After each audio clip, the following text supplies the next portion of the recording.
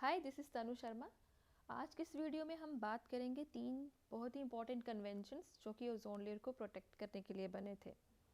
So first of all we will discuss Vienna convention, then we will talk about Montreal protocol and then Kigali amendment. So first of all question arises कि ozone layer protect करने की ज़रूरत क्यों पड़ी। So you must be knowing that ozone is of 2 types, good ozone and bad ozone. Good ozone जो होती है यहाँ ऊपर स्ट्रेटोस्फेयर में होती है, और जो बैड ओजोन होती है यहाँ नीचे ग्राउंड लेवल पे ट्रोपोस्फेयर में होती है। अब गुड ओजोन को गुड इसलिए कहा जाता है because it protects, it blocks harmful UV beta rays which causes skin cancer, and also it blocks solar radiations and prevents over heating of the अर्थ।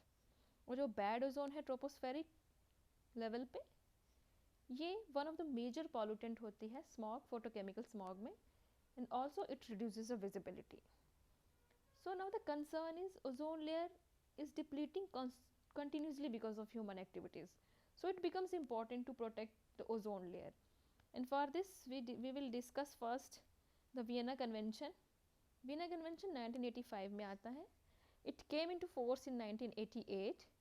इसका एम था कि ओजोन डिप्लीटिंग सबस्टांसेस को gradually phase out करना. इसमें mostly वो ozone depleting substances थे which were use in as refrigerants and propellant industries. For example chlorofluorocarbons, brominated hydrocarbons.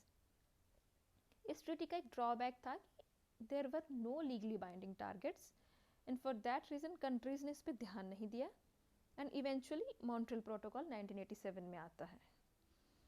अब Montreal protocol, अब आपको यहाँ पे एक चीज़ देखनी है कि प्रोटोकॉल और कन्वेंशन में क्या डिफरेंस है. Protocol is legally binding. So यहाँ पे मॉन्ट्रियल जो प्रोटोकॉल है ये वियना कन्वेंशन को एक्टिवेट करता है. तो इसका एम था कि ब्रोमिनेटेड एंड फ्लोरिनेटेड हाइड्रोकार्बन्स को ग्रेजुअली एलिमिनेट करना. So one important thing to notice here is that किसने एज ए रिप्लेसमेंट हाइड्रोफ्लोरोकार्बन्स को लाया फॉर यूज़. हाइड्रोफ्लोरोकार्बन्स जो है ये नॉन ओजोन डिप्लीटिंग सबस्टांसेस हैं, बट इनका एक ड्रॉबैक है कि ये इनका ग्लोबल वार्मिंग पोटेंशियल बहुत ही ज़्यादा है which is 1000 times of carbon dioxide. So हमने ओजोन को तो बचा लिया इस तरह से, बट ग्लोबल वार्मिंग इससे इंक्रीज होगा. So for that reason Kigali amendment आता है. सो किगाली अमेंडमेंट आता है 2016 में, जो कि एनफोर्स होता है 2019 से. तो इसमें इसका एम था कि हाइड्रोफ्लोरोकार्बन्स को बाय 2048 एलिमिनेट करना. और ऐसे करने से जो हमारा अर्थ का टेम्परेचर है वो 0.5 डिग्री रिड्यूस हो जाता है in this century.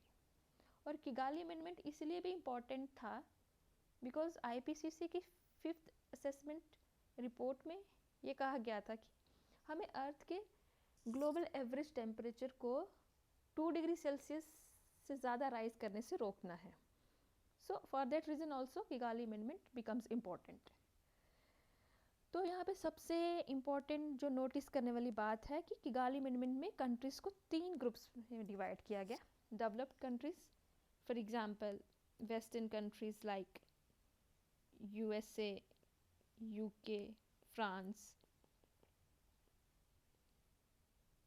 Or developing countries, these are bigger developing countries like China, Brazil.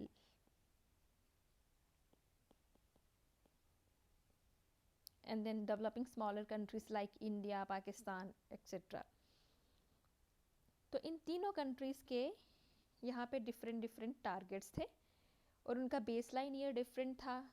जिस ईयर से वो उसको फॉलो करना स्टार्ट करेंगे अमेंडमेंट को, वो डिफरेंट था. जो टाइम पीरियड दिया गया इनको टारगेट्स के लिए वो भी डिफरेंट था.